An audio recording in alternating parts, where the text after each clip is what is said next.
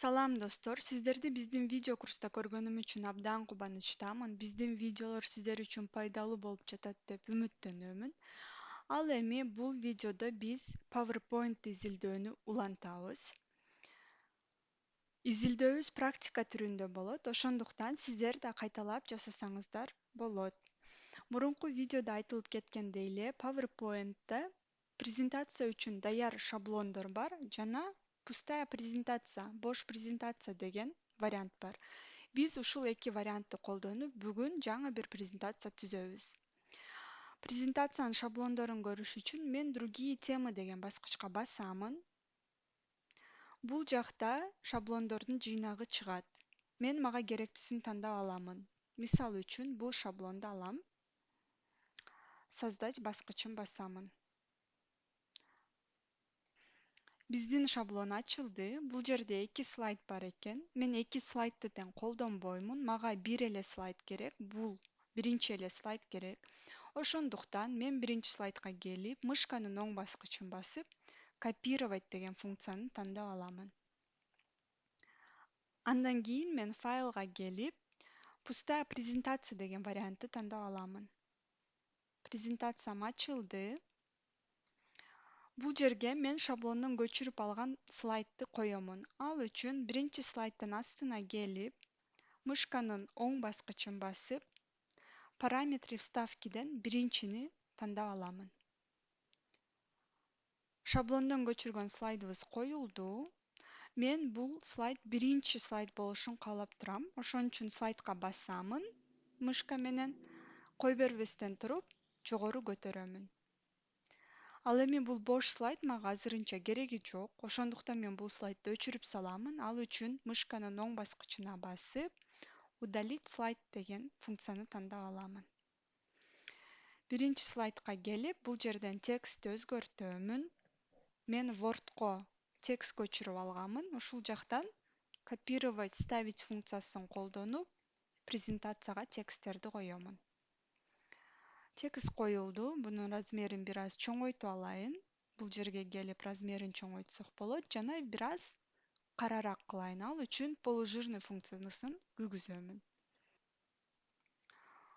Текстти бир аз жогору көтөрүп алайын. Ал үчүн мышканы бул рамканын четине алып келсеңиз, мышканын учунда 4 жакты караган жебе пайда болот. Ошону басып, кой бербестен туруп, текстти жогору, оңго, солго ылдый жылдырсаңыз болот. Биринчи слайд даяр болду. Ушул бойдон калсын. Дагы бир слайд кошолу. Ал үчүн главная бөлүгүндө создать слайд деген жерге келебиз. Бул жебеге бассак, бизде слайдтын макеттери ачылат. Мен азыр пустой слайдты тандап аламын. Жана бул жерге сүрөттү коёмун. Ал үчүн мен вставка бөлүгүнө келип, рисунки деген баскычка басамын.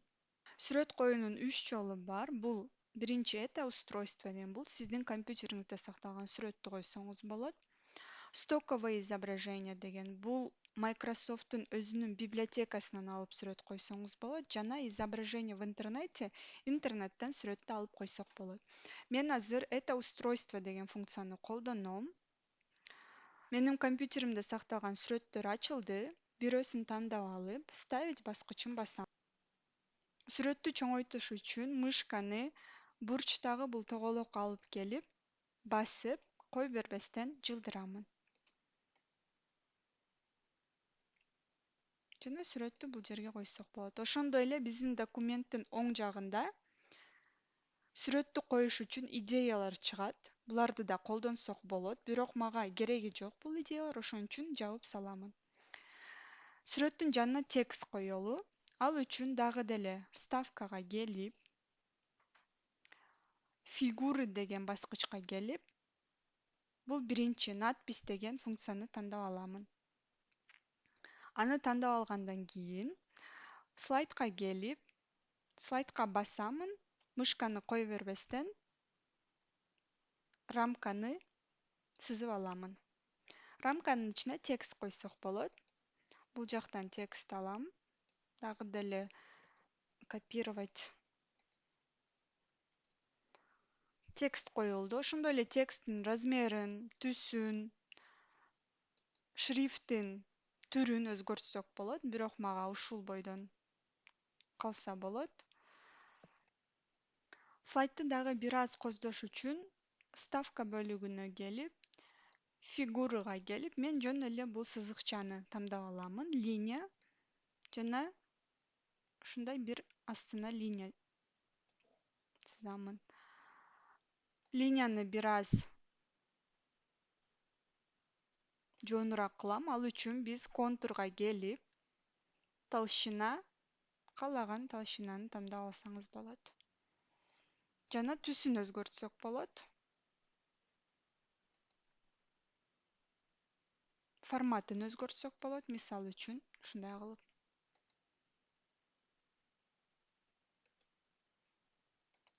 Жана бул жерден башка бир түстү тандап алсак болот. Ушундай эле сызыкты мен үстүнө да койгум келип турат. Ал үчүн мен бул сызыкка басып, мышканын оң баскычы менен копировать функциясын алып, бул жерге келем дагы бир жолу мышканын оң баскычын басып, бул функцияны тандап аламын. Астында пайда болду. Буну жогору жылдырып койсом болот. Экинчи слайдыбыз даяр болду. Дагы бир слайд кошойлу. Создать слайдка келип, бул форматты тандап алайын. Заголовок жана объект. Объект дегенде бул сүрөт, диаграмма, фигура болушу мүмкүн. Жана заголовок бул текст. Сүрөт коюунун дагы бир жолу, эгерде мурункуда биз вставка, рисунок аркылуу койсок, бул жерде ал баскыч дароо эле бул жерде жайгашкан. Ушул рисунокко басып, кийинки сүрөттү тандап алсак болот. Сүрөттү дагы бир аз чоңойтсок болот. Жана заголовок жазып коелу.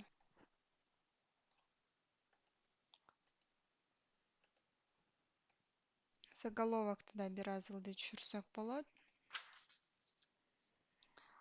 Азыр бул слайдка рамка коюп көрөлү. Ал үчүн биз вставкага келип, фигуры,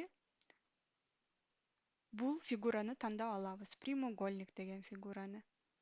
Мышканы басып кое бербестен жылдырамын.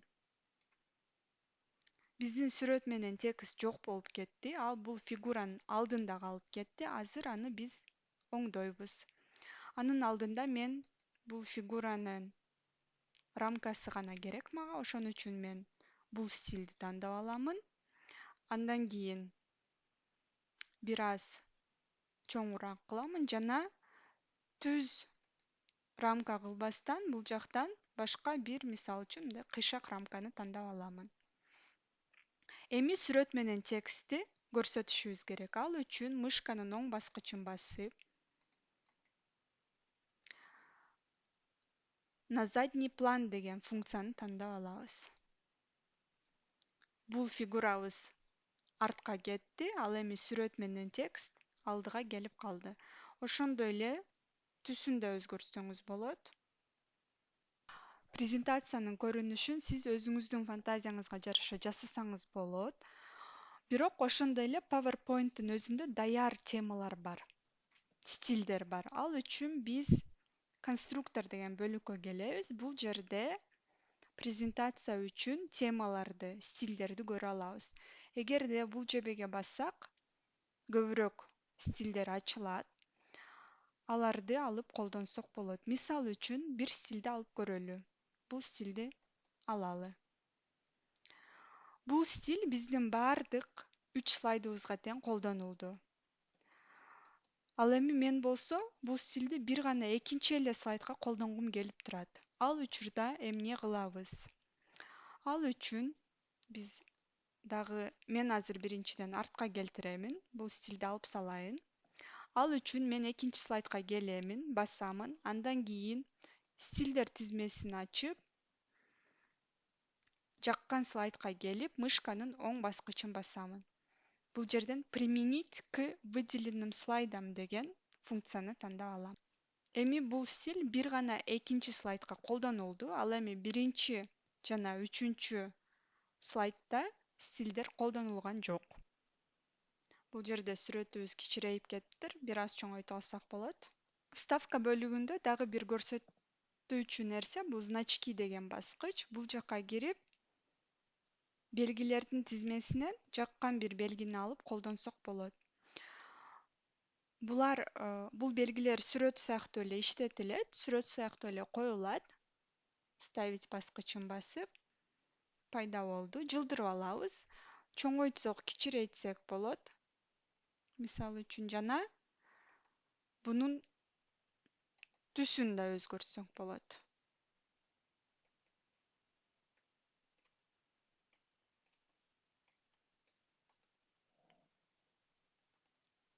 Вставка бөлүгүндө абдан кызыктуу, керектүү инструменттер бар. Аларды колдонуп, сиз слайдыңызды өзүңүз каалагандай кылып коздоп алсаңыз болот.